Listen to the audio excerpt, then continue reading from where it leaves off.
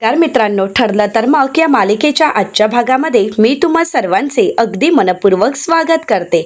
आजच्या भागामध्ये आपल्याला पाहायला मिळतं, प्रिया सतत दरवाजा ठोठावत म्हणते, प्लीज दरवाजा उघडा। तुम्हाला जरी दया नाही आली तरी अश्विनला नक्कीच येईल। अश्विनचं माझ्यावर मनापासून प्रेम आहे आणि माझंही, प्लीज दार उघडा ना। तर आता प्रतापराव म्हणू लागतात, खरं तर या सगळ्यामध्ये हिचीच चूक आहे, परंतु सगळ्यात मोठी चूक आपली आहे असं समजायचं आणि आता पुढे जायचं। तरी सुद्धा प्रिया काही दरवाजा वाजवायची थांबत नाही। प्रिया सतत म्हणते, अस्मिता अगं प्लीज तू तरी दरवाजा उघड ना, प्लीज माझ्यावर दया कर अस्मिता, तू तरी इतकी कठोर नको ना ग होऊस। असं म्हणत आता प्रिया पुन्हा पुन्हा घरातील सर्वांना हाका मारण्याचा प्रयत्न करत असते। तर आता अर्जुन म्हणू लागतो, ही काय रात्रभर अशीच ओरडत बसणार आहे का? तर अस्मिता म्हणते, हिच्या तर आवाजाने माझं डोकं उठायला लागलंय आणि आता बाळ नको उठायला म्हणजेच झालं। तर आता प्रिया काही हाका मारायची थांबत नाही आणि आता मात्र सायलीला खूप राग आलेला असतो। आता सायली दरवाजा उघडताच प्रिया म्हणते, थँक्यू सो मच सायली, नशीब तू दरवाजा उघडलं। असं म्हणत आता प्रिया आतमध्ये पाऊल टाकणार तर सायली म्हणते, थांब, आतमध्ये पाऊल टाकायचं नाही, कारण मी तुला घरात घेण्यासाठी दरवाजा उघडलाच नाही, तर तुला घराबाहेर काढल्यानंतर आम्ही किती सुखात आहोत हे पाहण्यासाठी मी दरवाजा उघडला आहे। आणि आता एक काम करायचं, एक पाऊल सुद्धा आत टाकायचं नाही। जर पाऊल आत टाकलं तर एक गोष्ट कायम लक्षात ठेव की तुझी आता जी अवस्था आहे त्यापेक्षाही भयंकर अवस्था होईल। असं म्हणत सायली तिथून निघून जाते। प्रिया मात्र पूर्णपणे घाबरून गेलेली असते। आता सायली घरातील सर्वांना जेवण वाढते। अर्जुन जेवायला सुरुवात करतो आणि म्हणतो, बायको आजची भाजी खरंच खूप छान झाली आहे, खूपच मस्त, अगं तू सुद्धा जेवायला बस ना। सायली म्हणते, नाही नको, तुम्ही जेवून घ्या त्यानंतर मी जेवेन। आता अर्जुन इथे प्रियाकडे पाहतो आणि सायलीला म्हणतो, बायको अगं फ्रीजमध्ये आईस्क्रीम आहे ना? तर सायली म्हणते, हो आहे। अर्जुन म्हणतो, डॅड कसं आहे ना, एवढं छान जेवण झाल्यानंतर आईस्क्रीम तर झालंच पाहिजे। असं म्हणत आता सर्वच जण आनंदात असतात आणि आता हे पाहून मात्र प्रियाचा जळफळाट होत असतो। ना प्रियाला जेवण मिळत असतं ना आईस्क्रीम। आता प्रिया मनाशीच म्हणते, यांना जेवताना पाहून माझी भूक तर अजून वाढली आहे। किती निर्दयी माणसं असतील ही, एवढं निर्दयीपणा कसं कोण असू शकतं? हेरवी तर गोरगरिबांना जेवण देत असतात, एवढ्या पंक्ती उठवत असतात आणि स्वतःच्या सुनेला 2 घास जेवणही देता येत नाही। आता कल्पनाताई जेवत नसतात, ना अस्मिता ना प्रतापराव, सर्वच जण शांत असतात, त्यांना खूप वाईट वाटत असतं। तर आता अर्जुन म्हणतो, मम्मा अगं जेव ना, काय झालंय? तर कल्पनाताई म्हणतात, नाही नको, मला खरंच भूक नाहीये। तर सायली म्हणते, आई बाबांना जेवण जाणार तरी कसं, कारण अश्विन भाऊजी अजून जेवलेच नाहीये। कल्पनाताई म्हणतात, अश्विन खूप हळवा मुलगा आहे, छोट्या छोट्या गोष्टी सुद्धा तो खूप मनाला लावून घेतो आणि आता तर त्याच्यावर दुःखाचा डोंगर पडला आहे। एवढा मोठा दुःखाचा डोंगर कोसळल्यानंतर तो या सगळ्यातून कसा सावरेल? प्रतापराव म्हणतात, कल्पना जा, तू तरी जाऊन बघ अश्विन जेवायला येतो का? कल्पनाताई म्हणतात, अहो मी विचारलं नसेल असं तुम्हाला वाटतंय का? अहो कितीतरी वेळा त्याला समजावण्याचा प्रयत्न केला, त्याला म्हटलं जेवायला बाहेर चल, पण तो ऐकायलाच तयार नाही, तो समजून घ्यायलाच तयार नाहीये। मी त्याला असंही म्हटलं की मी तुझ्या रूममध्ये ताट घेऊन येते, तू इथे जेव, तरी सुद्धा तो नको म्हणाला। काय करावं काहीच कळत नाही।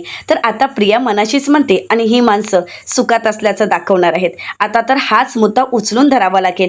एकदा का अश्विनचा मुद्दा मी उचलून धरला की बरोबर मला या घरात पाऊल टाकता येईल। आता सायली कल्पनाताईने प्रतापरावांना म्हणते, तुम्ही काळजी करू नका, मी अश्विन भाऊजींना जेवायला घेऊन येते। तर त्याचवेळी प्रिया रडण्याचं नाटक करत म्हणते, अश्विन जेवायला नाही येणार, अश्विन माझ्याशिवाय नाही जेवणार। तुम्ही त्याला कितीही भडकवण्याचा प्रयत्न केला तरी सुद्धा त्याचं माझ्यावर जीवापाड प्रेम आहे आणि म्हणूनच तर तो जेवायला येत नाहीये। तुम्ही जे काही मला त्रास देताय, मला छळताय, या सगळ्याचा त्याला त्रास होतोय आणि त्याला होणारा त्रास मी नाही पाहू शकत। आज तुम्ही अश्विनला त्रास देताय आणि म्हणूनच तो जेवायला येत नाहीये, तो तुमच्या कुठल्याच आनंदात सहभागी होणार नाही। आता हे ऐकल्यानंतर सर्वांनाच खूप राग येतो। अर्जुन उठून उभा राहणार, पण त्याच वेळी सायली त्याला थांबवते आणि म्हणू लागते, दुर्लक्ष करा तिच्याकडे, आता तिचा आपल्या आयुष्यात काहीच संबंध नाहीये हे तिलाही कळू देत। तर अर्जुन म्हणतो, डॅड तुम्ही काळजी करू नका, मी अश्विनशी बोलतो आणि त्याला जेवणासाठी घेऊन येतो। प्रतापराव म्हणतात, जा, तुझं तरी ऐकतोय का बघ। तर आता अर्जुन म्हणतो, मला त्याला कसं समजवायचं हे माहीत आहे, त्यामुळे नका काळजी करू। तर विमलताई म्हणू लागतात, अर्जुन दादा मी अश्विन दादांसाठी थोडा वरण भात देऊ का? तर अर्जुन म्हणतो, नाही ते नको देऊ, मी बघतो, कारण मला माहीत आहे त्याला कसं समजवायचं आणि मला माहीत आहे त्याला काय हवं। तर अस्मिता म्हणते, अर्जुन अरे तू नको जाऊस, तो उगाच चिडचिड करेल। अर्जुन म्हणतो थांबा मी आलोच असं म्हणत अर्जुन किचनमध्ये जातो. काकडी, टमॅटो, गाजर सगळं काही कट करतो आणि त्यानंतर छान असं सँडविच बनत त्यावर टमॅटो केचपने स्माइली काढत अर्जुन म्हणू लागतो थांबा मी आलोच. तर कल्पनाताई अर्जुनला विचारतात, अर्जुन अश्विन हे नक्की खाईल ना रे? तर अर्जुन म्हणतो हो तो खाईल पण आणि बाहेर पण येईल, नका काळजी करू. सायली कल्पनाताई आणि प्रतापरावांना म्हणते आता तर काही काळजी करायचं कारणच नाही, कारण अश्विन भाऊजी यांचा शब्द खाली पडू देणार नाही, त्यामुळे ते सँडविच खातीलही आणि बाहेरही येतील. असं म्हणत आता सर्वच जण अश्विनच्या येण्याची वाट पाहत असतात. तर प्रिया नाटक करत म्हणते अश्विन माझ्याशिवाय जेवणारच नाही, मला आत येऊ द्या प्लीज, कारण मी जर तिथे आले तर अश्विन 2 घास खाऊ शकतो, मला प्लीज त्याला समजावू द्या, मी त्याला समजावू शकते. अर्जुन नाही. तर दुसरीकडे पाहायला मिळतं प्रियाच्या अशा वागण्यामुळे अश्विनला खूप त्रास होत असतो. बिचारा रूमच्या एका कोपऱ्यात बसलेला असतो आणि ज्यावेळी अर्जुन त्या ठिकाणी येतो त्यावेळी अर्जुन दरवाजा बंद करतो. तर अश्विन म्हणतो दादा प्लीज मला थोडा वेळ एकटा राहू देत. अर्जुन म्हणतो अश्विन बघ मी तुझ्यासाठी काय घेऊन आलो आहे, असं म्हणत त्याच्यासमोर सँडविचची प्लेट ठरतो. तर अश्विन म्हणतो नाही दादा मला नको आहे आता काही. अर्जुन म्हणतो अरे मी बनवलंय तुझं फेवरेट सँडविच, तेही एक्स्ट्रा बटर टाकून, तुला आवडतं ना? मग तर अश्विन म्हणतो पण आता मला नको आहे, आता नाही जाणार ते. आता मात्र अर्जुन तिथे बसत अश्विनला समजावत म्हणतो अश्विन तुला आठवतं मी ज्यावेळी US ला जाणार होतो, म्हणजे जवळजवळ 1 महिना बाकी होता, त्यावेळी सुद्धा तू असाच बसला होतास. मी US ला जाणार होतो, तुझ्यापासून दूर जाणार होतो आणि म्हणूनच तुला माझा राग आला होता, शिवाय तुला डॅड सुद्धा ओरडले होते आणि त्यावेळी तू असाच रुसून चिडून इथे बसला होतास, एक अगदी असा बसला होतास आणि त्यावेळी सुद्धा मी तुझ्यासाठी असंच सँडविच घेऊन आले होते. असंच सँडविच आणलं होतं, तुझं आवडतं सँडविच, एक्स्ट्रा बटर टाकलेलं. त्यावेळी मात्र अश्विन तू मला घट्ट मिठी मारली होतीस, तुझं मन मोकळं केलं होतं आणि मला म्हणाला होतास दादा प्लीज मला सोडून जाऊ नकोस ना रे, मी इथे एकटा पडेन. आणि त्यावेळी मात्र तुझ्या मनातल्या भावना तुला व्यक्तही करता येत नव्हत्या.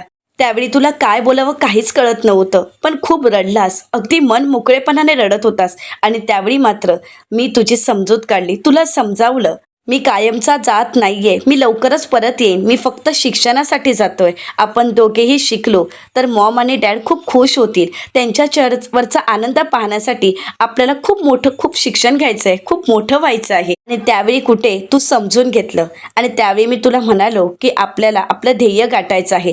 त्यावेळी तू मला काय म्हणालास, मी तर डॉक्टर होणार, माझं ठरलं आहे आणि तू पण इंजिनियर व्हायचं आहे. तेव्हा मी तुला म्हणालो मला इंजिनियर नाही तर लॉयर व्हायचं आहे.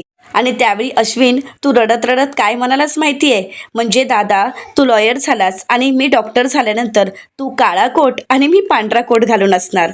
पण अश्विन तशी मिठी तू आता मला नाही मारलीस. अश्विन एकदा मला मिठी मार ना, तुझी होणारी घुसमट मला सांग ना, मी तुझ्यासोबत आहे ना. स्वतःला एकटं समजू नकोस, मी समजू शकतो की तुझ्या बाबतीत नक्की काय घडलंय. असं म्हणत आता अर्जुनलाही खूप वाईट वाटत असतं, त्याच्याही डोळ्यात अश्रू असतात. तर दुसरीकडे सर्वच जण अश्विनची वाट पाहत असतात. तर प्रिया म्हणते त्याची वाट पाहून काही होणार नाही, तो नाही येणार, तुम्ही जोपर्यंत मला घरात घेत नाही तोपर्यंत तो इथे येणार नाही, कारण तुम्ही मला छळताय हे त्याला दिसतंय.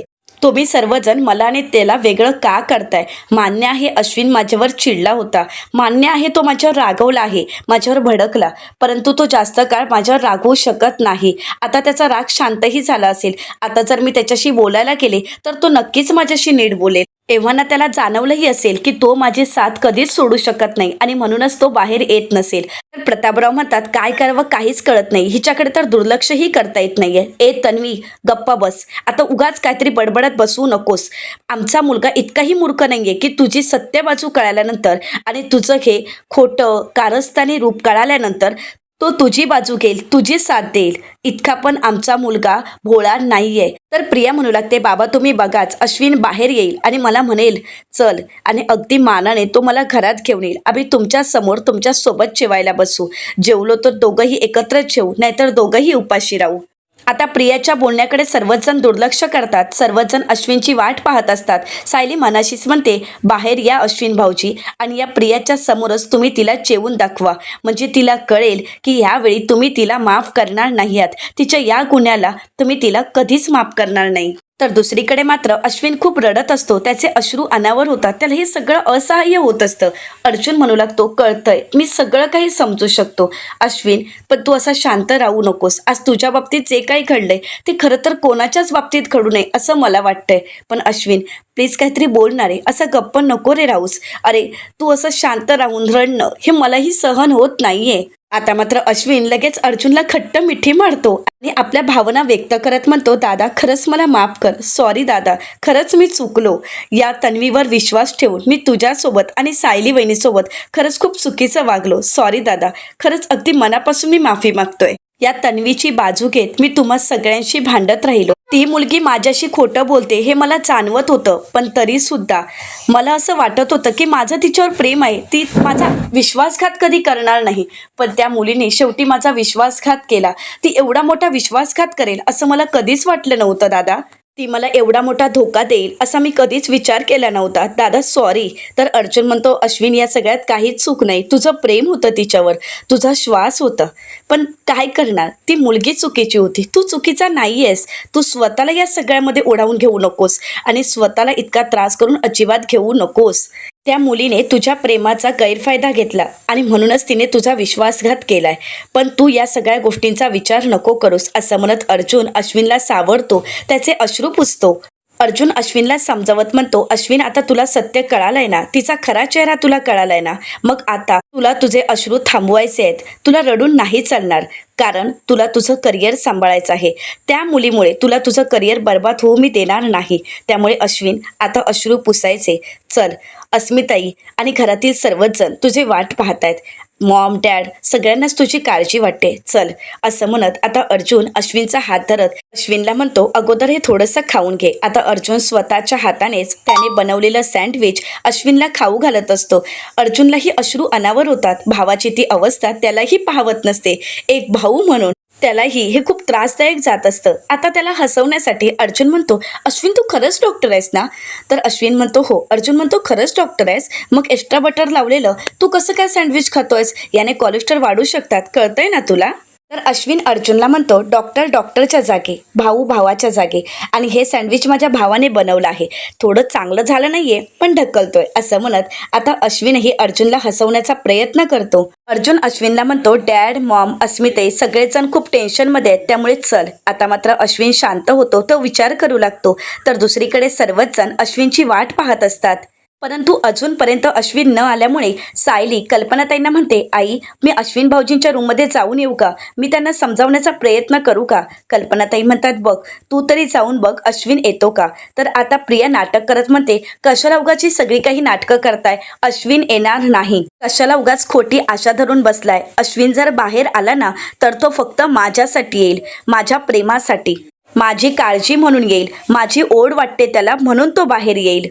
सायली अगं तूच समजाव ना सगळ्यांना, अश्विनचं माझ्यावरचं प्रेम कधीच कमी होणार नाही. तर त्याच वेळी धमाकेदार अश्विनची एंट्री होते आणि अश्विन आता प्रियाला सडेतोड उत्तर देत म्हणतो, हा तुझा गैरसमज आहे तन्वी. प्रिया म्हणते, अश्विन? आता घरातील सर्वच जण खुश होतात. तर आता अश्विन म्हणतो, हो मीच अश्विन, माझं तुझ्यावर प्रेम होतं तन्वी, प्रेम होतं अगदी मनापासून आणि वेड्यासारखं प्रेम होतं. प्रेम होतं की कधीच मी कोणाचं काहीच ऐकून घेतलं नाही, कारण तुझ्या प्रेमात मी वेडा झालो होतो. वेळेवेळी मला सायली, अर्जुन, मॉम डॅड अस्मिताई सर्वच जण समजावण्याचा प्रयत्न करत होते. तुझ्यावर मी आंधळा विश्वास ठेवला होता. तुझ्या प्रेमाची जी पट्टी बांधली होती ती सोडण्याचा सर्वच जण प्रयत्न करत होते, पण नाही ना, माझं तुझ्यावर जीवापाड प्रेम होतं आणि सगळ्यात महत्त्वाचं म्हणजे विश्वास होता. पण नाही, तो होता, आता नाही, कारण तू जो माझ्या पाठीत खंजीर खुपसलायस ना, ती जखम कधीच भरून निघणार नाही. त्याच्यावर कुठलंच औषध नाही आहे. त्यामुळे आता माझ्या मनात तुझं जे स्थान होतं, जे प्रेम होतं, ते आता नाही आहे आणि ते स्थान तुला यापुढे कधीच मिळणार नाही. आता अश्विनचे हे शब्द ऐकल्यानंतर घरातील सर्वच जण खुश होतात. मात्र प्रियाला धक्काच बसतो. प्रियाच्या पायाखालची जमीनच सरकते, कारण आत्तापर्यंत ज्याच्या आधारावर प्रिया सुभेदारांच्या घरात राज्य करत होती, तो आधारच आता प्रियापासून दुरावलेला असतो आणि आता मात्र प्रिया एकटी पडलेली असते. दुसरीकडे पाहायला मिळतं इथे जेलमध्ये आता सर्वच जण जेवत असतात. तर त्याचवेळी आता नागराज स्वतःसाठी जेवण घेऊन येतो. परंतु त्यावेळी तिथे असणारा एक कैदी आता नागराजच्या ताटातील चपाती घेतो. तर आता नागराज त्याला म्हणतो चपाती खाली ठेव, परंतु तो काही खाली ठेवत नसतो. नागराज त्याच्यावर चिडतो आणि म्हणू लागतो सांगितलं ना चपाती खाली ठेव. तर तो म्हणतो नाही देणार आणि ठेवणारही नाही. तू काय स्वतःला राजा समजतोस का? एकदा नाही तर 10 वेळा तुझ्या ताटात हात घालेन आणि मला जे हवं ते मी घेईन. तर आता नागराज त्याला म्हणतो माझा नाद करायचा नाही. आता तो कैदी नागराजवर चिडतो आणि त्याची कॉलर पकडत म्हणतो जास्त माज आलाय का तुला? एक गोष्ट लक्षात ठेव, 7 मर्डर करून मी आत आलो आहे. ही गोष्ट कायम लक्षात ठेवायची आणि तुझा 8वा मर्डर करायला मला वेळ लागणार नाही. आता नागराज हे सगळं काही हलक्यात घेतो आणि त्याला बाजूला करत म्हणतो जा रे तू, असं म्हणत नागराज पुढे पाऊल टाकणार. परंतु त्याच वेळी तो आपल्या हातातील ताट बाजूला करतो आणि तो कैदी नागराजचा गळा पकडत म्हणतो आता तर मी तुला संपवणारच. आता मात्र नागराज पूर्णपणे घाबरून गेलेला असतो. आता लगेच महिपत शिकरेंना आवाज देत म्हणतो महिपत अरे मला वाचव ना, अरे हा काय करतोय बघ तरी, अरे हा माझा जीव घेईल, ह्याला दाखवून दे, उठ आणि दाखव की आपण दोघे एकत्र असलो तर काय करू शकतो. परंतु महिपत शिकरे काही जेवणाच्या ताटावरून उठत नाहीत. ते शांतपणे आपलं जेवण जेवत असतात. आता महिपत शिकरेंना नागराज सतत हाक मारत असतो. नागराज म्हणू लागतो महिपत अरे माझा जीव जाईल, परंतु महिपत शिकरे काही आपल्या ताटावरून जेवणावरून उठत नाही. तर तो कैदी नागराजला म्हणतो कोण महिपत? मी कुठल्या महिपतला वगैरे ओळखत नाही. आता महिपत शिकरे नागराजला म्हणतात नागराज शेठ अहो कशाला उगाच भांडणं करताय? तुम्हाला चपातीच हवी आहे ना, मग ती माझ्या ताटातली घ्या, उगाच कशाला वाद वाढवताय, सोडा ना तो विषय. असं म्हणत महिपत शिकरे अगदी चांगुलपणाचं नाटक करायला सुरुवात करतात. नागराज महिपत शिकरेंना म्हणतो अरे हा मला मारतोय, माझ्यावर हात उगारतोय, तरी सुद्धा तू काहीच करू शकत नाहीयेस, अरे उठ ना. परंतु महिपत शिकरे काही उठत नाहीत आणि आता मात्र हे सगळं दृश्य पाहून त्या कैद्याला खूप हसायला येत असतं. तो मोठमोठ्याने हसतच म्हणतो काय झालं, कोण आलं का तुझ्या मदतीला? परंतु ना महिपत शिकरे नागराजला सोडवण्यासाठी पुढे जात किंवा दुसरे कुठलेही कैदी. तर दुसरीकडे सुभेदारांच्या घरी आपल्याला पाहायला मिळतं प्रियाच्या कुठल्याही नाटकाला ना सुभेदार भुलत आणि आता ना अश्विन, कारण अश्विनलाही प्रियाचा खरा चेहरा कळलेला असतो. त्यामुळे प्रियाच्या कुठल्याच बोलण्यावर अश्विन विश्वास ठेवत नाही. आणि आता मात्र कल्पनाताई अश्विनला म्हणतात अश्विन ये जेवायला. आता अर्जुन अश्विनला जेवणासाठी घेऊन जातो. इथे मात्र प्रियाचा चांगला चळफळाट होत असतो.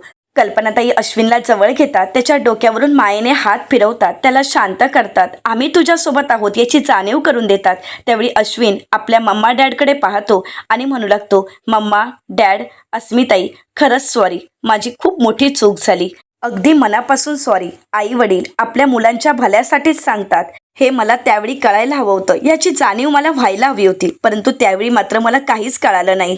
अस्मिताईला तर तन्वीच्या वागण्याचा अनुभव होता आणि म्हणूनच ती वेळोवेळी मला समजावण्याचा, या सगळ्यातून बाहेर काढण्याचा प्रयत्न करत होती, पण मी नाही समजू शकलो.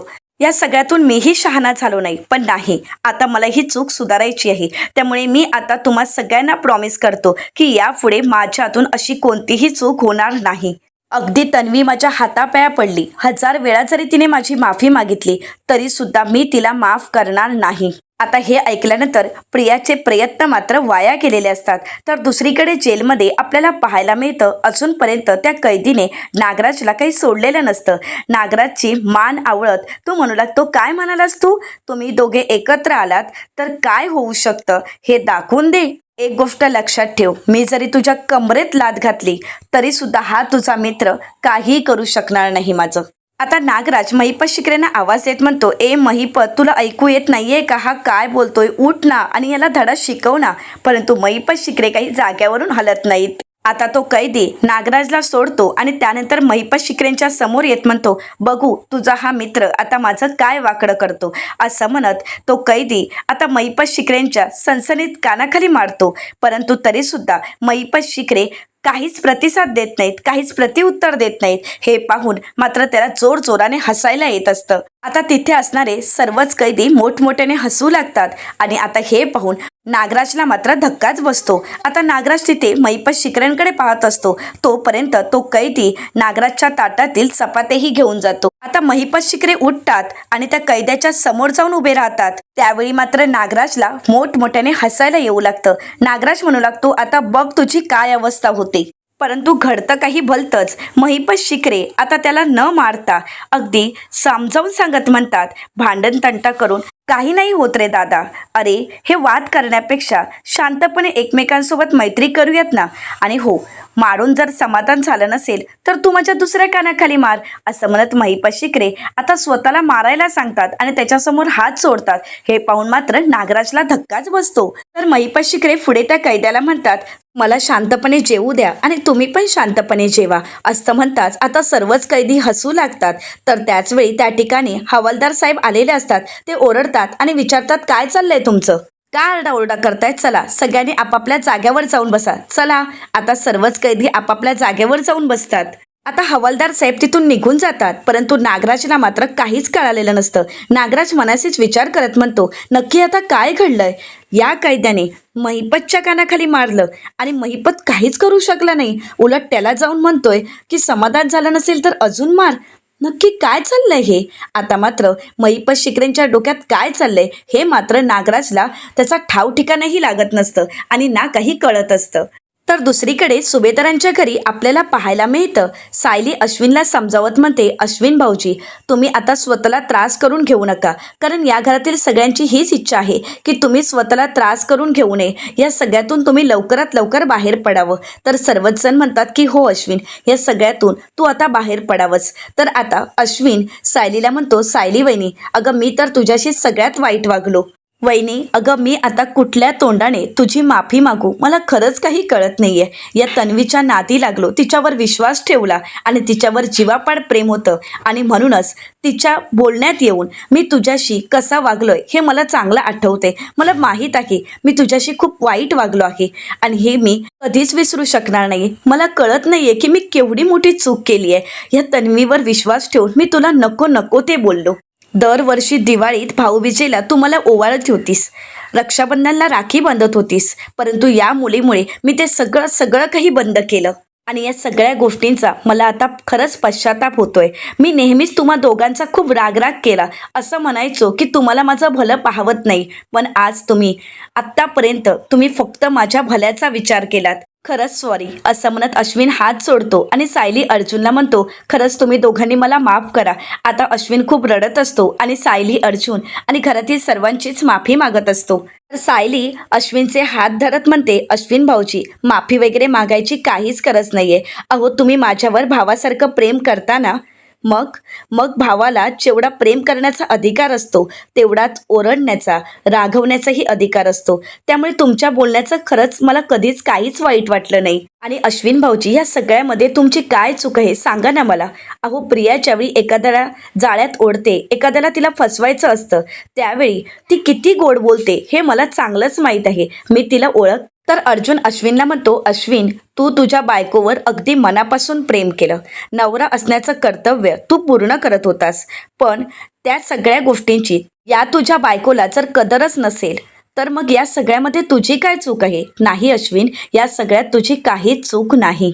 अश्विन अर्जुनला म्हणतो, मी तुझा धाकटा भाऊ असून मी तुझा कधी आदर केला नाही आणि तू मात्र मला या सगळ्यातून सोडवण्यासाठी नेहमीच प्रयत्न करत राहील. माझा मूर्खपणा कधीच तू मनाला लावून घेतला नाहीस किंवा कधीच माझा रागराग केला नाहीस. दादा, खरंच थँक्यू सो मच. तर अर्जुन अश्विनला म्हणतो, तुला आता सगळं काही सत्य कळालंय ना, मग आता तू एवढा वीक होऊ नकोस, त्या मुलीमुळे स्वतःला त्रास करून घेऊ नकोस. तर प्रतापराव म्हणतात, ती मुलगी अजूनही दाराबाहेर उभी आहे, ती घरात पाऊल टाकण्याचा प्रयत्न करते आणि तू जर तुझ्या आयुष्यात परत तिला जागा दिलीस तर मग मात्र आम्ही काहीच करू शकणार नाही. आता हे ऐकल्यानंतर अश्विन आपल्याला घरात घेईल या आशेवर प्रिया हात सोडते. परंतु अश्विन प्रतापरावांना म्हणतो, डॅड, ही भीती तुमच्या मनातून आता कायमची काढून टाका, कारण आता तसं काहीच होणार नाही. अश्विन प्रियाकडे पाहतो आणि ठणकावून म्हणतो की एक वेळ तुम्ही सर्वजण तिला माफ कराल, पण मी मात्र माझ्या आयुष्यात तिला कधी स्थान देणार नाही आणि माफ करणारही नाही. हे ऐकून घरातील सर्वच जण खुश होतात. अस्मिता म्हणू लागते, अश्विन, उशिरा का होईना, परंतु तुला शहाणपण आलं, तुला सत्य कळालं. खरंच किती छान झालं ना. कल्पनाताई अश्विनला सावरत म्हणतात, अश्विन आता खचायचं नाही आणि डोळ्यातून पाणीही काढायचं नाही. अश्विन म्हणतो, अगं कशाबद्दल? असं म्हणत अश्विन हसतच म्हणतो, दादाने मगाशी शिळ्या ब्रेडपासून बनवलेलं गिलगिलीत सँडविच आणून घातलंय आणि त्या सँडविचने माझी काही भूक भागली नाही, माझं काही पोट भरलं नाही आणि म्हणूनच मी आता वरण भात खाण्यासाठी इथे आलो आहे. मिळेल का मला? तर आता कल्पनाताई आणि घरातील सर्वच जण खुश होतात. सायली तर आनंदाने म्हणते की हो. आता सर्वजण लगेच अश्विनला जेवायला बसायला सांगतात आणि कल्पनाताई अश्विनला जेवण वाढायला घेतात.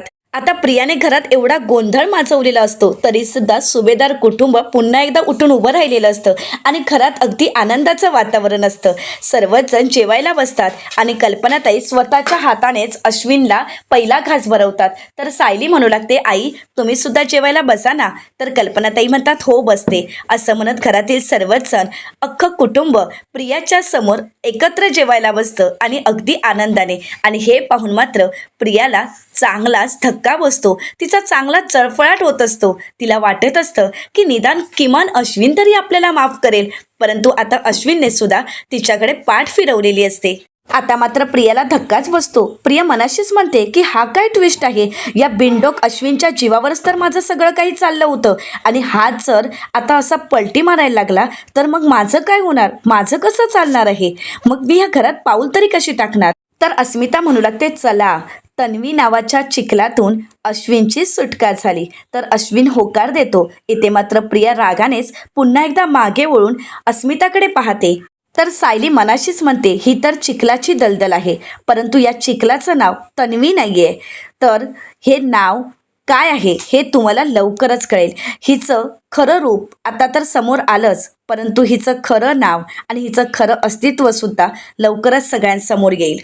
तर दुसरीकडे पाहायला मिळतं, सचिन आता वकील साहेबांना घेऊन जात असतो आणि म्हणतो, चला आजचं इयरिंग तरी चांगलं झालं, म्हणजे अगदीच तुम्ही काही काम करत नाहीये अशातला प्रकार नाही, परंतु शिकरेंना बाहेर काढायचं कसं हे मात्र बघा. तर वकील साहेब म्हणतात, हो मी तर शिकरेंना बाहेर काढण्याचा प्रयत्न करतच आहे आणि माझ्या प्रयत्नानं यश तर मिळेलच, मला खात्री आहे. पण माझी मुलगी ती आता बरी आहे ना, तिला ताप येत होता, डॉक्टर घेऊन गेला होता का तुम्ही? तर आता सचिन खोटं बोलत म्हणतो, हो हो मी स्वतः डॉक्टरांना घेऊन गेलो होतो, तुम्ही अजिबात काळजी करू नका. अहो डॉक्टर तर दिवसातून 2-2 वेळा व्हिजिट करतात, त्यामुळे नका तुम्ही काळजी करू. तर वकील साहेब विचारतात, पण आता तिचा ताप कमी आहे ना, ती बरी आहे ना? सचिन म्हणतो, हो आता तिला अजिबातच ताप नाही आहे, नका काळजी करू, तुमच्या मुलीला काहीही होणार नाही, पण तुम्ही फक्त त्या केसकडे लक्ष द्या आणि काळजी करू नका. शिकरे ज्या दिवशी बाहेर येतील ना त्याच दिवशी तुमची मुलगी परत घरी जाईल. तर आता वकील साहेब आपल्या मोबाईलवर काहीतरी चॅटिंग करत असतात, ते मेसेज करत असतात आणि त्याच वेळी तिथे आता पोलीस आलेले असतात. ते आता वकील साहेबांना आणि सचिनला विचारतात, काय चाललंय इथे आणि तुम्ही गाडी अशी मध्ये का लावली आहे? सचिन म्हणतो, काही नाही आम्ही निघतोय. परंतु त्याच वेळी वकील साहेब आता इन्स्पेक्टर साहेबांना म्हणतात, इन्स्पेक्टर साहेब या माणसाने माझ्या मुलीला किडनॅप केलं आहे, मी स्वतः पेशाने वकील आहे, परंतु हा माणूस महिपत शिकरेंची केस लढवण्यासाठी मला प्रेशराईज करतोय, माझ्याकडून काम करून घेण्यासाठी माझ्या मुलीला त्याने किडनॅप करून ठेवलं आहे. इन्स्पेक्टर साहेब देशमाने वकिलांना विचारतात, या माणसाने तुमच्या मुलीला किडनॅप केलं आहे? तर देशमाने वकील म्हणतात की हो, यानेच माझ्या मुलीला किडनॅप करून ठेवलं आहे. तर सचिन म्हणतो, देशमाने तुम्हाला सत्य सांगायची काय गरज होती, तुम्हाला तोंड उघडायची काय गरज होती? तर आता देशमाने वकील म्हणतात, हो मी तुला जेलमध्ये पाठवणारच आहे, कारण आता तर मी तुला सोडणार नाही. तर आता सचिन मोठ्यानेच म्हणतो, मला जेलमध्ये जायचं नाहीये. असं म्हणत आता वकील साहेब म्हणू लागतात, इन्स्पेक्टर साहेब यांना आताच्या आता अरेस्ट करा. परंतु आता इन्स्पेक्टर साहेबही सचिनला मिळालेले असतात. आता सचिनही खूप मोठ्याने हसतो आणि म्हणू लागतो, काय देशमाने, अहो तुम्ही पेशाने वकील आहात ना, मग तुमचं डोकं इतकंही चालत नाही का? अहो ज्यावेळी इन्स्पेक्टर साहेब गाडीकडे आले तेव्हाच तुम्हाला कळायला हवं होतं. पण आता ही गोष्ट विसरू नका की या सगळ्याचे तुमच्या मुलीवर काय परिणाम होतील. आता ॲडव्होकेट देशमाने हात जोडतात आणि म्हणू लागतात, चुकलं माझं, यापुढे असं माझ्या हातून नाही होणार, प्लीज मला माफ करा. तर दुसरीकडे सुभेदारांच्या घरी आपल्याला पाहायला मिळतं, अर्जुन आता केस संदर्भात काम करत असतो. सायली येत म्हणते, अहो काय चाललंय, शांता मावशीची केसची फाईल आता परत परत का अशी उघडून घेऊन बसलाय, थोडा वेळ आराम तर करा ना आणि त्यानंतर या केसवर अभ्यास करा. अर्जुन म्हणतो, हो आलोच, तू तोपर्यंत पुढे हो, मी 15 मिनिटात येईनच. सायली म्हणते, बरं ठीक आहे. आता त्याच वेळी अर्जुनला चैतन्याचा फोन आलेला असतो. अर्जुन म्हणतो, चैतन्याचा फोन? असं म्हणत अर्जुन फोन उचलतो, स्पीकरवर ठेवतो. तर आता अर्जुन चैतन्याला म्हणतो, की चैतन्य बोल ना. तर चैतन्य म्हणतो, अर्जुन अरे आत्ताच आम्ही शांता मावशीच्या घराच्या आजूबाजूला चौकशी केली, आम्ही तिथेच आहोत. त्यातील आम्हाला असं कळालं की संतोष हा शांता मावशीच्या घरावर लक्ष ठेवत होता. तर इन्स्पेक्टर साहेब म्हणू लागतात, हो. म्हणजे त्यातील एक जण असंही म्हणाला की कदाचित शांता मावशीच्या घरावर लक्ष ठेवण्याचे संतोषला पैसे मिळत असावेत. तर सायली म्हणते, म्हणजे नक्कीच प्रिया संतोषला पैसे देत असणार. तर अर्जुन म्हणतो, बरं चैतन्य, त्या संतोषच्या फॅमिलीबद्दल काही तुला कळालं आहे का? तर चैतन्य म्हणतो, हो मला कळालं आहे. संतोषची बायको ती त्याच्यापासून वेगळी राहते, पण ती पनवेलमध्येच राहते. तर इन्स्पेक्टर सावंत म्हणतात, खरं तर संतोषच्या बायकोला हा चोऱ्या माऱ्या करतो हे कळालं होतं आणि म्हणूनच ती त्याच्यापासून वेगळी राहत होती. तर आता अर्जुन चैतन्याला म्हणतो, चैतन्य तू आता एक काम कर, संतोषच्या बायकोचा जो काही ॲड्रेस मिळालाय तो चेक कर आणि कन्फर्म कर तो खरा आहे की खोटा आहे. आणि इन्स्पेक्टर सावंत म्हणतात, येस सर. अर्जुन म्हणतो की आत्ताच्या आता तुम्ही संतोषचे सगळे कॉल रेकॉर्ड चेक करा आणि त्यामध्ये बघा संतोष प्रियासोबत किती वेळ बोलला आहे, म्हणजे आपल्याला सगळं सत्य कळेलच. असं म्हणत अर्जुन फोन ठेवतो. आता अर्जुन सायलीला म्हणतो, एकदा का संतोषचे हे सगळ्या डिटेल्स आपल्या हाती लागले आणि एकदा संतोषच्या बायकोचा ॲड्रेस मिळाला की मग मात्र संतोषला बोलतं करायला वेळ लागणार नाही. तर येणाऱ्या पुढील भागामध्ये आपल्याला पाहायला मिळतं प्रियाला एक फोन आलेला असतो. प्रिया म्हणते, तू असा अचानक व्हिडिओ कॉल कसं काय केलायस? तर ती व्यक्ती प्रियाला म्हणते, अगं मला एका माणसाला आजारी पाडायचं आहे, मला तू ती काढाची रेसिपी सांगशील का? तर प्रिया म्हणते, ती तर मी पूर्णाजींसाठी वापरली होती. मी तो काढा पूर्णाजींना बनवून घातला होता आणि त्यानंतर म्हातारीला ज्या काही उलट्या व्हायला सुरू झाल्यात ना, आता हे सगळं काही बोलणं नुपूरने आपल्या मोबाईलमध्ये रेकॉर्ड करून घेतलेलं असतं, त्याचा व्हिडिओ बनवलेला असतो. आता नुपूर सायलीला फोन करते. तर सायली म्हणते, हॅलो. नुपूर म्हणते, सायली आत्ताच आमच्या मीना वहिनीला प्रियाचा फोन आला होता आणि जे काही बोलणं असतं ते सगळं काही आता नुपूर सायलीला सांगते. तर सायली म्हणू लागते, आता जर एकीच दोघी असाल ना तर मग याला सळो की पळो करून सोडता येईल. तर आता गिरिजा म्हणू लागते, सायली ताई तू अजिबातच काळजी करू नकोस, मी आणि नुपूर उद्या तिथे येतच आहोत. आता बघ त्या प्रियाची काय अवस्था करतो. तर आता नुपूर आणि होणारी गिरिजाची एंट्री पुढे नक्की काय धमाका घडवणार हे पाहणं अतिशय रंजक ठरणार आहे. मित्रांनो, अशाच मालिकांचे नवनवीन अपडेट पाहण्यासाठी चॅनलला नक्कीच सबस्क्राईब करा.